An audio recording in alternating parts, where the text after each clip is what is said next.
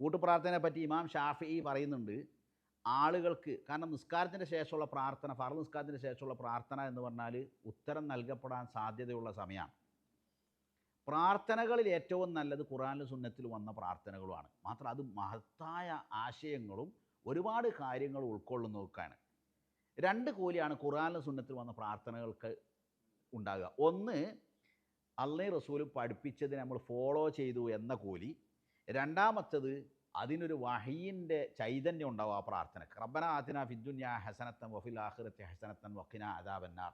ഈ പ്രാർത്ഥന നമ്മളൊക്കെ എങ്ങനെ പഠിച്ച്? ഉസ്താദുമാരും പലരും പറയുന്നത് കേട്ടിട്ടാണല്ലോ. ഇങ്ങനെയുള്ള കുറേ പ്രാർത്ഥനകൾ മഅമൂമിങ്ങളായ സാധാരണക്കാർ പഠിച്ചു കൊള്ളട്ടെ എന്ന് വിചാരിച്ചിട്ട് ഇമാമ് പ്രാർത്ഥിക്കുകയും മഅമൂമിങ്ങൾ അത് കേട്ട് ആമീൻ പറയുകയും ചെയ്താൽ ഒരു കുഴപ്പമില്ല. ഫൈദാ തഅല്ലമു തവഖഫ്.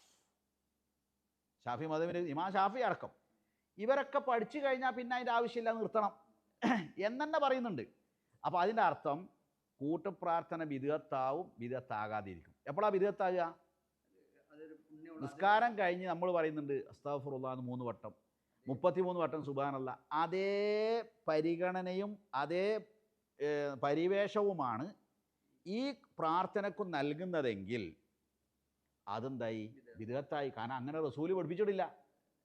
അതല്ല, ഇവർ പഠിച്ചോട്ടെ, നല്ല പ്രാർത്ഥനകൾ പഠിച്ചു കൊള്ളട്ടെ. അതുകൊണ്ട് കുറച്ച് കാലം ഉസ്താദ് കൃത്യമായി നല്ല പ്രാർത്ഥനകൾ ഇങ്ങനെ പ്രാർത്ഥിക്കുക, മഅമൂമിങ്ങളൊക്കെ പഠിക്കുക. അങ്ങനെയാണെങ്കിൽ അതിനെന്തില്ല, അപ്പോഴും ഉസ്താദ് പറഞ്ഞു കൊടുക്കണം, ഇതിങ്ങനെ കൂട്ടായിട്ടിരുന്ന് പ്രാർത്ഥിക്കലല്ല. അത് എല്ലാ ഷാഫി മദ്ഹബിൽ ഇത്താ നിസ്കാരം കഴിഞ്ഞ് സലാം വീട്ടിയാൽ ഇമാം എഴുന്നേറ്റ് മാറിയിരിക്കണം എന്ന് പറയുന്നുണ്ട്. ഇതാണ് സുന്നത്ത്. പക്ഷേ നിങ്ങൾക്ക് ദുആ പഠിക്കാൻ വേണ്ടിയിട്ടാണ് ഞാനിത് ചെയ്യുന്നത്. അദ്ദേഹം ഓർമ്മിപ്പിച്ചു കൊടുക്കുകയും വേണം. അപ്പോൾ ബിദ്അത്ത് വേറെ, സുന്നത്ത് വേറെ.